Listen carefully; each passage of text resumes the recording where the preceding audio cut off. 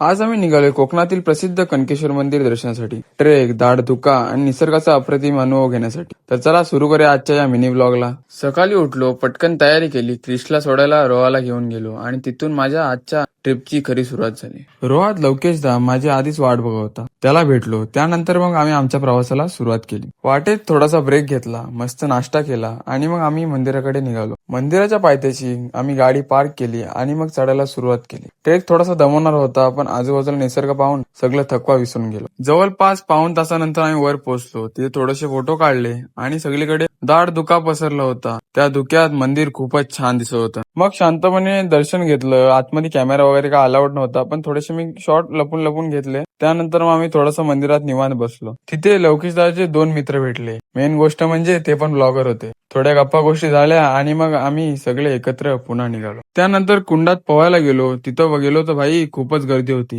4-5 आम्ही दोघांनी पटापट उड्या टाकल्या, थोडासा पवलो वगैरे आणि त्यानंतर तिथनं आम्ही निघालो. त्यानंतर मग आम्ही खाली उतरायला सुरुवात केली. जवळ अर्धा तास लागला खाली पोहोचायला. त्यानंतर मग आम्ही गाडी वगैरे घेतली आणि आपल्या घरच्या दिशेने निघालो. वाटेत एका छोट्याशा टपरीवर आईस्क्रीम सोडा पियालो आणि लवकेशदानी 2 बॉटल घरच्यांसाठी सुद्धा घेतल्या. साधी टपरी, पण टेस्ट मात्र एकदम जबरदस्त. इथे आलात तर तुम्ही पण हा आईस्क्रीम सोडा ट्राय करा. असंच आमचा कनकेश्वर मंदिराचा प्रवास खूपच सुंदर गेला. असाच व्हिडिओ आवडत असेल तर व्हिडिओ लाईक करा, कमेंट करा आणि अशाच कोकणातील मिनी ब्लॉग साठी सार्थकचे ब्लॉगला सबस्क्राईब करायला विसरू नका. तर भेटू नेक्स्ट ब्लॉग मध्ये. तोपर्यंत बाय.